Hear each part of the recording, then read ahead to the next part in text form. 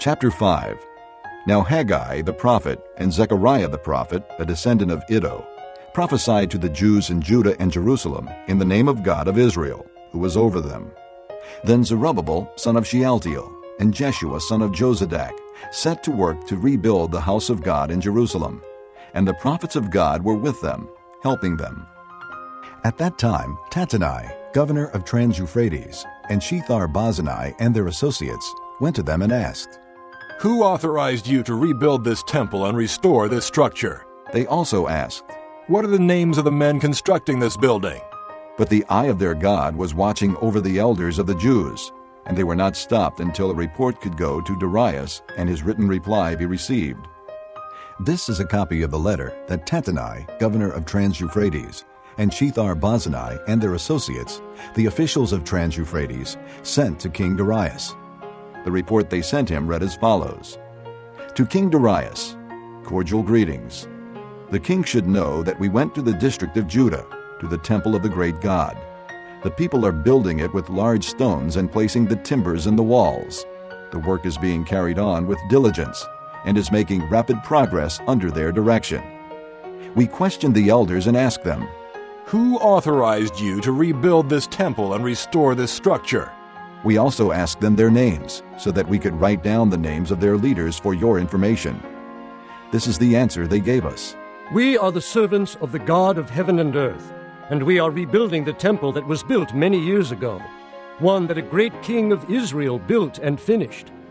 But because our fathers angered the God of heaven, he handed them over to Nebuchadnezzar the Chaldean, king of Babylon, who destroyed this temple and deported the people to Babylon.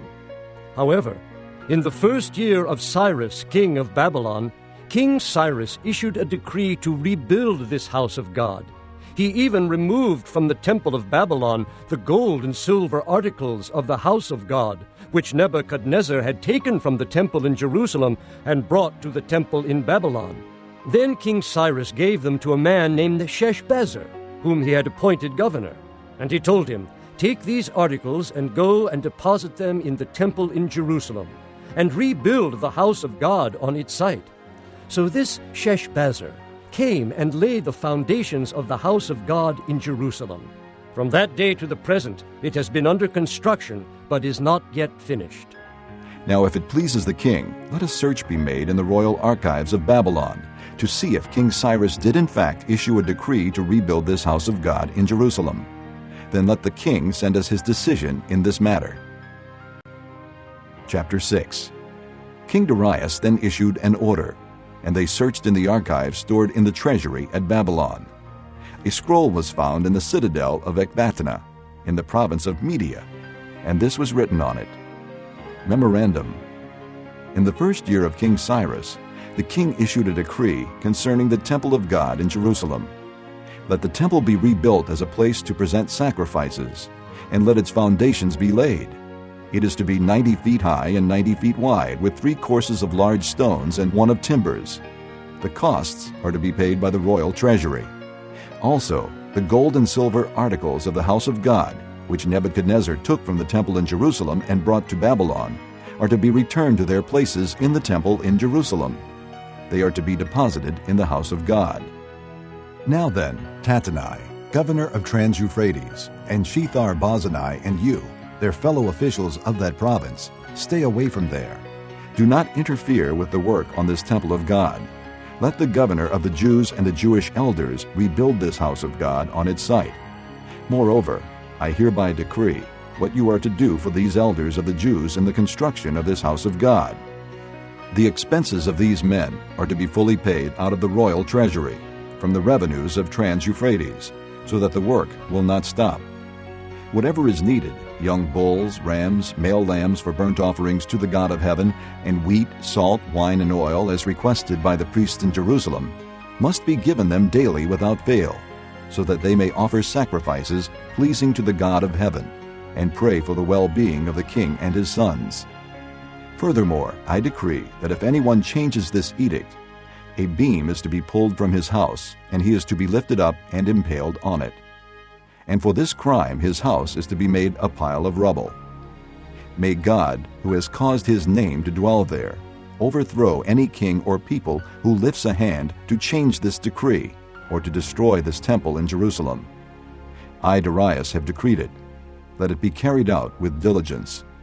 Then, because of the decree King Darius had sent, Tattenai, governor of Trans-Euphrates, and Shethar-Bozenai and their associates carried it out with diligence. So the elders of the Jews continued to build and prosper under the preaching of Haggai the prophet and Zechariah, a descendant of Iddo. They finished building the temple according to the command of the God of Israel and the decrees of Cyrus, Darius, and Artaxerxes, kings of Persia. The temple was completed on the 3rd day of the month Adar in the 6th year of the reign of King Darius. Then the people of Israel, the priests, the Levites, and the rest of the exiles celebrated the dedication of the house of God with joy.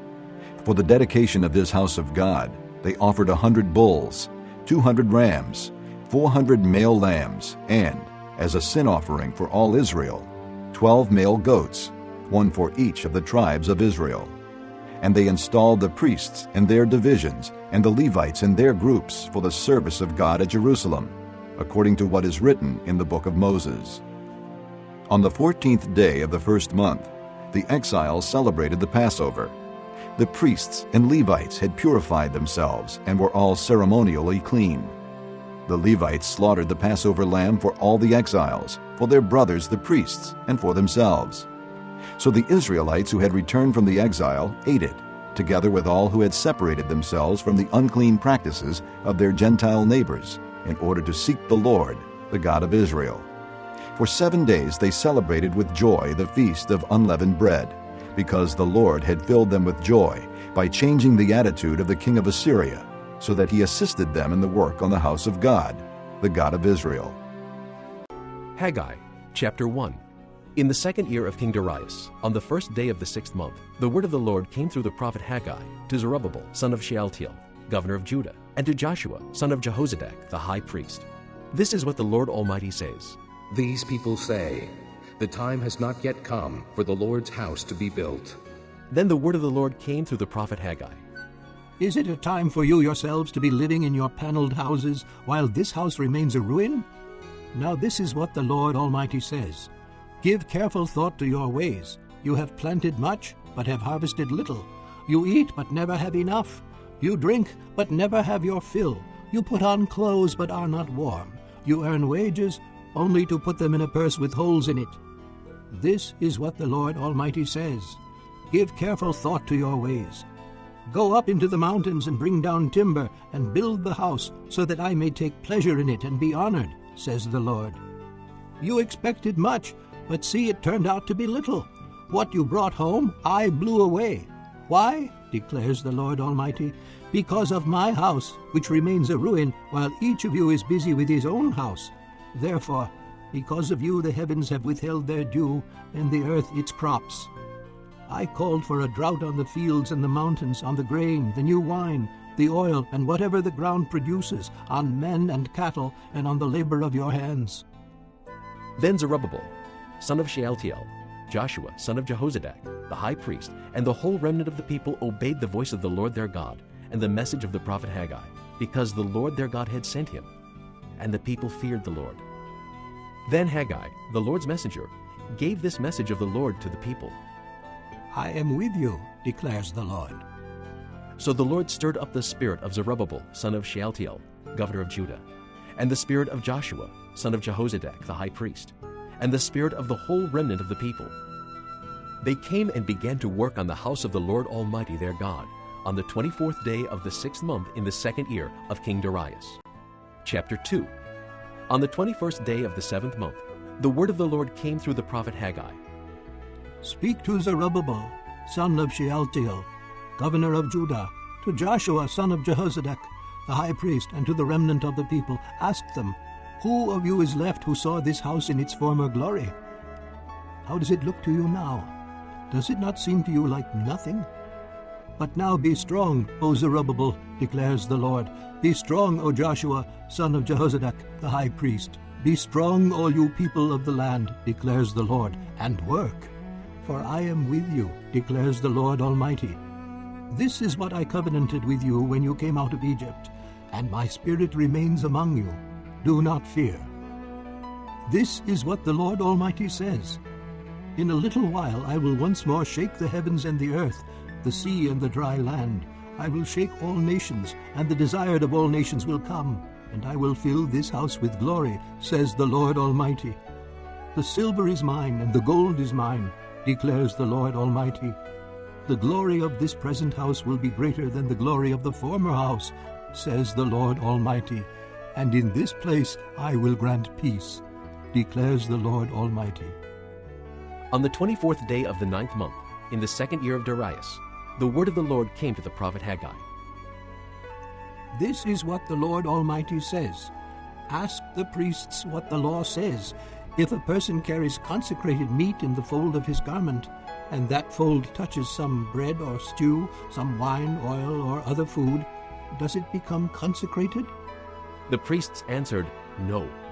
Then Haggai said, If a person defiled by contact with a dead body touches one of these things, does it become defiled? Yes, the priests replied, it becomes defiled. Then Haggai said, So it is with this people and this nation in my sight, declares the Lord. Whatever they do and whatever they offer there is defiled. Now give careful thought to this from this day on. Consider how things were before one stone was laid on another in the Lord's temple. When anyone came to a heap of 20 measures, there were only 10. When anyone went to a wine vat to draw 50 measures, there were only 20. I struck all the work of your hands with blight, mildew, and hail, yet you did not turn to me, declares the Lord. From this day on, from this 24th day of the 9th month, give careful thought to the day when the foundation of the Lord's temple was laid. Give careful thought. Is there yet any seed left in the barn? Until now, the vine and the fig tree, the pomegranate and the olive tree have not borne fruit. From this day on, I will bless you. The word of the Lord came to Haggai a second time on the 24th day of the month. Tell Zerubbabel, governor of Judah, that I will shake the heavens and the earth. I will overturn royal thrones and shatter the power of the foreign kingdoms. I will overthrow chariots and their drivers. Horses and their riders will fall, each by the sword of his brother.